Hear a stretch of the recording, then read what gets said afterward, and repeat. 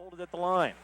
Now Manderson to the left wall, flips to the point, poked ahead by Shahira. Here's a giveaway and a chance shorthanded. Connor Jones up the middle. It's poked off the post as Bonner and Jones both reach for the puck. Connor got the puck and another one's fallen out of the glass here. We'll have a whistle. 2 pucks on the ice. That's a little unusual, almost as unusual as that play for the puck in front of the V's net. To the power play. Long shot, glove by Gordon. It's loose to the side of the net, poked loose, and Holka put the net off the moorings as he was bumped into Kraus. That puck lying loose twice, first on the near side of the net, then poked loose to the backside, and both times it stayed out of the Vernon net.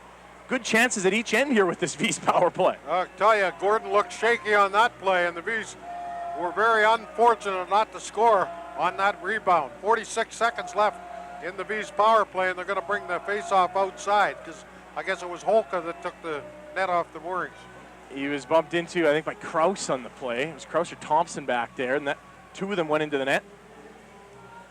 That was a long rip looking for Manderson, missed the mark. Walchuk banged on the sidewall, but he centered it, and here the Vipers through center. Lalezia turned around. Here's a chance. Moving in Millhouse, centering shot. They score. Kokoski on a beautiful setup from Jonathan Millhouse. Oh, you can't give him that kind of room, and the defenseman missed him at the blue line, and that caused the 2-on-1. Kokoski and Millhouse, a nice passing play, and Vernon takes a 1-0 lead. And the Vipers lead 1-0, credited with just 5 shots, but certainly a couple scoring chances, and Kokoski's got the difference maker through the first frame. Yeah, absolutely. I still got the scoring chances at 2-1. Vernon scored on one of their scoring chances. But, you know, not a bad period. You don't mind, you can be down 1 goal, but to Vernon, you don't want to get down 2. Up now, and Weinstein plays back to the right side. Fanning on a shot, Kokoski. He'll gather it in the right corner and play to the point where Gettig moves it across. It's 5-on-4 now, and a minute 19 remaining on the 5-on-4 advantage for the Vipers. Tipped in front, they score. Kokoski has 2 now as he redirected another Millhouse setup. Jones will grab the puck and carry in with Gill driving to the net. Long shot blocked. Puck rolls to the side of the net. Bonner covers it up, and Kellen did not try to get out of the way of Bonner and went flying into the netminder, which causes a melee in the V's net, which has now been pushed up on the end wall. Look out.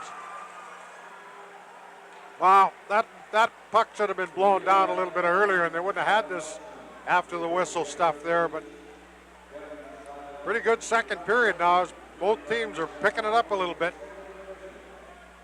For David Robinson. Left corner, he hits the brakes.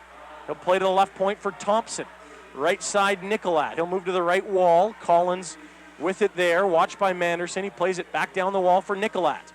Left point, winding, firing Thompson. He scores! Might have been tipped in front. It's 3-0 Vernon. Their second power play goal in as many opportunities. Had a heck of a second period. They lead this game 3-0 on the strength of 2 power play goals in the middle stanza. The V's will need a furious rally in the third if they want to win tonight. When we come back, Chad Campbell will have our second intermission feature conversation for Parker Cross.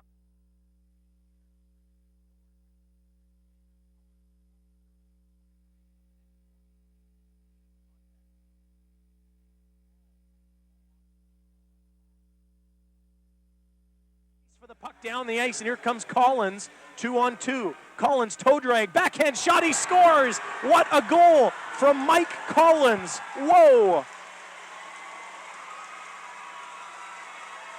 Short-handed, and that could be the nail in the coffin in Game 4. That just shows how potent that Vernon Hockey Club is. Every line can score.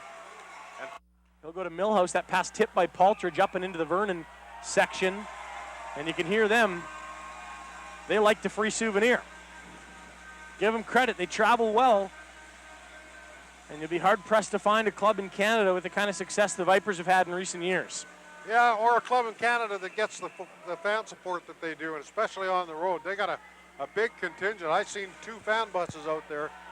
50 each, I'm sure, at least. As Noonan moves for Weinstein at the point. Back to Noonan. His long blast wide of the mark. Rebound loose behind the cage, where Ikola lifted the stick of Dolan, who tried to clear it.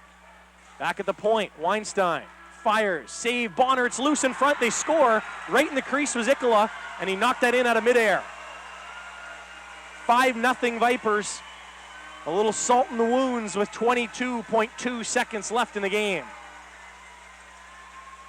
Well, a tough one for the V's tonight is they didn't really play all that bad in this hockey game, but the game was decided in the second period when they took 3 consecutive penalties, and Vernon scored on 2 power plays, and that was when the game was taken away from the V's. That was their 3rd power play marker. Now a long blast from short is kicked out by Bonner. Final 8 seconds as Filiu bumps into his man down low. Now Ickel is behind the net. Centering pass blocked by Vaseli, who played around the wall for Filiu and out to center. There's the buzzer, and slashing back and forth in front of the net, Corey Kane and Bo Dolan.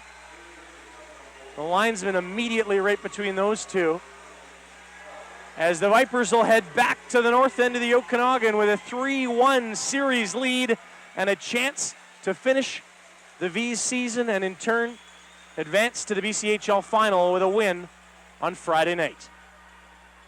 We'll take a break and return with our Bob Brown GM post-game show live from the Valley First Vault.